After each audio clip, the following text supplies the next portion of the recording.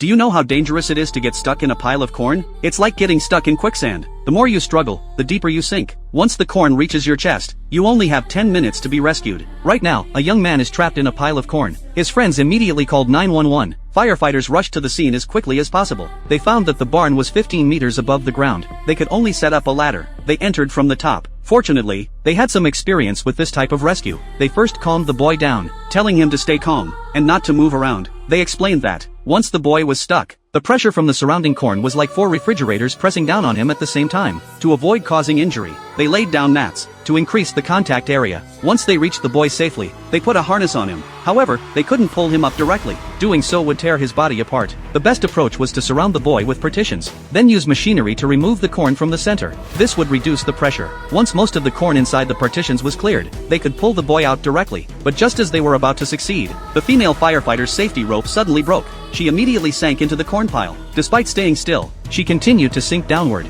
A team member saw this situation. Ignoring his teammates' objections, he immediately untied the safety rope and grabbed the woman's hand. But he couldn't resist the downward force. Soon, both were submerged in the corn. The team member panicked. He quickly called out to the captain outside. The captain immediately activated the backup plan. They cut open the barn from the outside. Meanwhile, the firefighters told the boy, "Hold your breath while sinking. Release your protective gear. Otherwise, you'll be torn in half." Soon after, the barn was cut open. As the corn poured out, the 3 people inside were also pulled out. They ultimately escaped the danger.